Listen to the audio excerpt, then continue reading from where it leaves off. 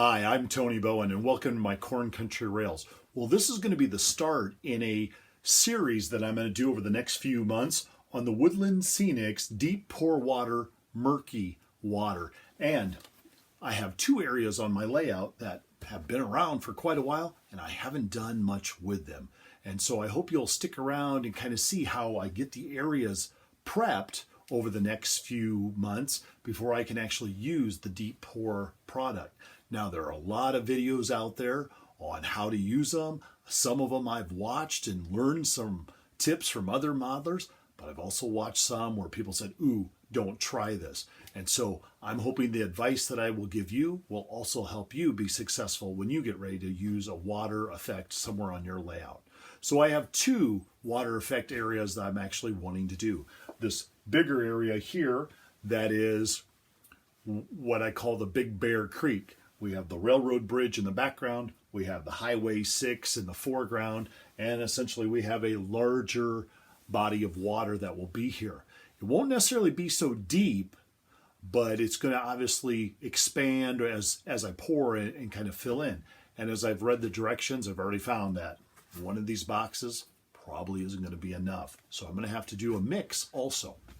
The other area that I want to do a water effect is on the upper deck, and it's of course a little bit smaller and narrower creek area. And so I'm hoping that I can show you a little bit about what those areas look like now, and every month when I do a how-to series on this area, you can kind of see what I have done to kind of prep the area. So I hope you will enjoy this, and I hope you will stick around and watch them in the months to come. In this area, for Big Bear Creek, the first items that need to be taken care of is around the abutments or behind them to really make sure that they're sealed off well, because any water that you pour, if it finds a will or a way to leak or escape, it will. And so behind the two bridge abutments on either side, I need to come back and kind of caulk them and then put some caulk here, and then I can come down with some additional scenery. The same is true in the back. Is I have some plaster cloth there that's just painted, but I want to make sure that is really sealed up nice and tight.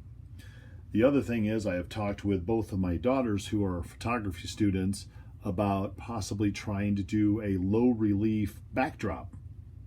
And so this past summer when I've been out on my bike doing several bike rides and I come to a river or a stream or a creek, and that I'm always stopping and taking pictures thinking, how could I manipulate it where I could have some tree cover here, continue to have the river or the creek, and then some tree cover over here at the same time.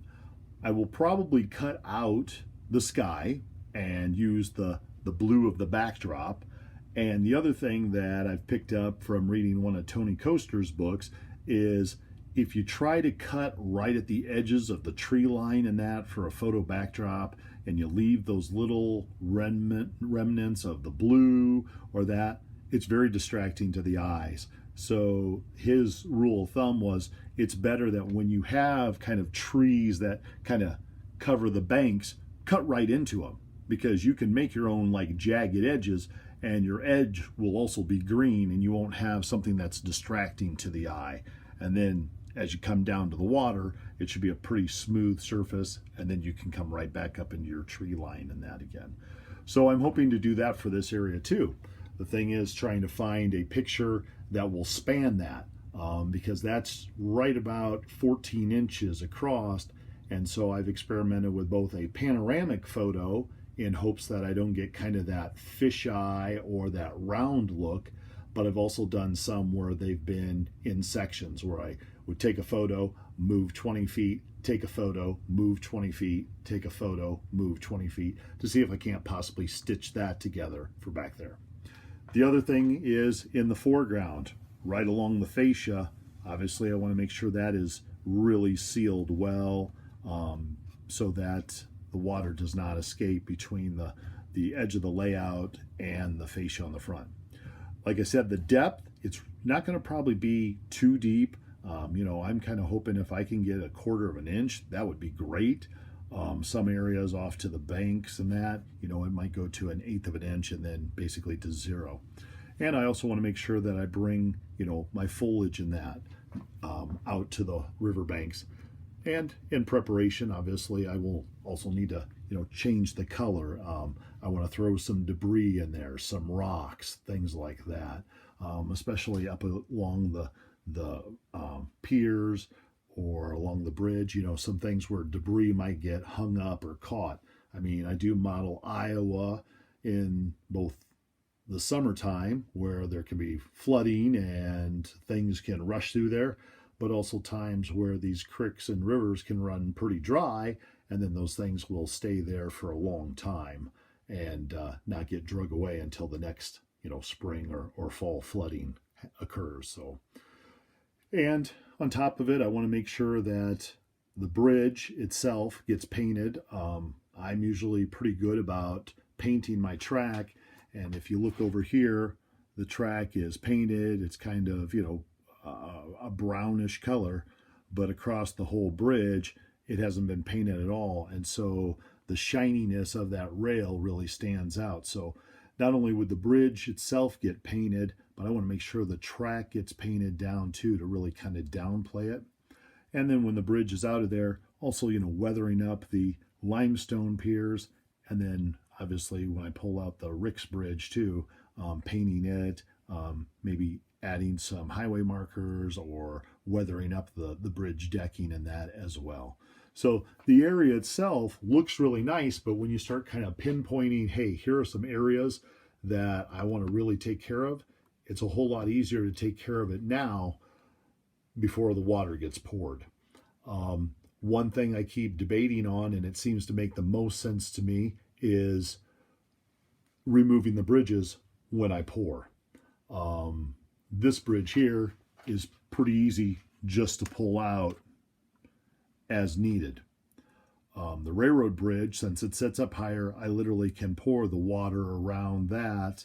The water could set up and be put back in place. This highway bridge, though, I have a feeling if I pour the back half, then maybe pour the front part, and then I can put the bridge exactly in place where I want it. And then I've seen a lot of people have pretty good luck taking like tongue depressors and kind of blending in the two. The water itself, when I read about it, is self-leveling. And so my hope would be if I poured close enough here and there, that obviously it would level itself out and not have like a weird dip underneath the bridge. Because obviously these piers need to be sunk in the water. And of course, once they're sunk in the water, yeah, that bridge won't be probably coming out and be removed ever again. This bridge, obviously, I can still take from the rail joiners on either side and be able to take that out if need be. So that's at least one area, kind of a little explanation of some things that I'm going to need to do in the months to come to get it ready before I can pour the water.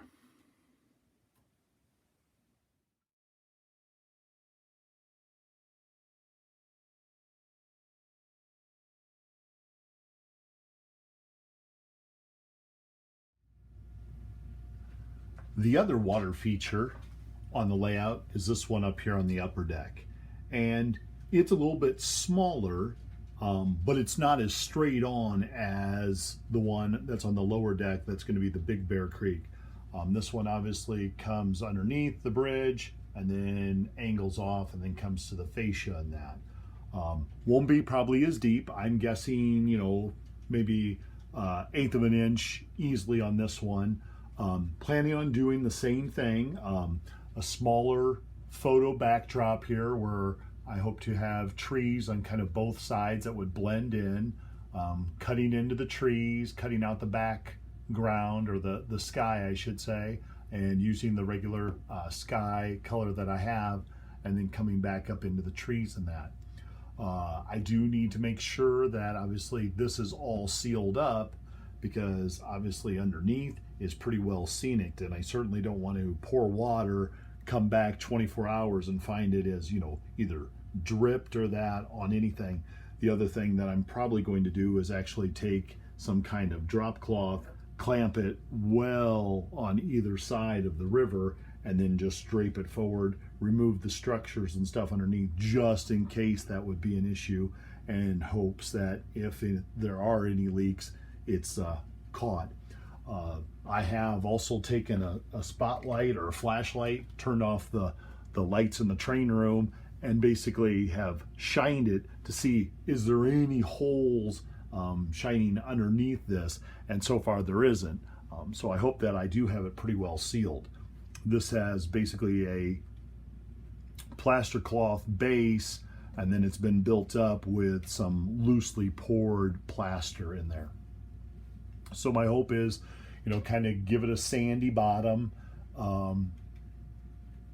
come out from the shoreline with some more Woodland Scenics, whether it's a mixture of some soil, some earth, throw in some more dead limbs, some more vegetation and type of rocks, also put some things in the stream. Looking for this one maybe to be more like where it would be trout fishing and have some fishermen in there. Same thing though, the bridge is pretty easy to be removed from both abutments on the ends, and I find it's going to be probably just easier just to pour it without the bridge in the way. And I believe this bridge, this bridge I have painted the track on in that, but I think when the bridge is off there, it obviously needs a little weathering. It looks a little too dark, so I wouldn't mind, weathering up the bridge, putting some some rust streaks and stuff like that on there too. And along with, the vegetation that would be on the backdrop, bringing them out here, but then also, kind of populating just a few trees here and there. I don't want to have it too much because I want up here in the front where you're at the layout, I want you to be able to kind of see down the small creek. And this creek, I'm going to have to look in my railroad information because I don't know if this one actually has a name or if it's unnamed, or if it's a case that, hey, I'm going to use my liberties as a model railroader and give it its own name in that. So I do have some dead limbs already. That's the Woodland Scenic stuff. And some of those are already glued and in place, but I'll probably throw in a few more as the water itself cures. So that's the second spot on the layout that'll have a water feature. So I hope you've enjoyed this little sneak peek in things to come on my how-to, as I'm going to work monthly on this and kind of give you updates on my progress. And I hope you'll stick with it and kind of watch my adventure and journey as I get ready to kind of create my water features on my layout. So thank you as always for watching, and take care.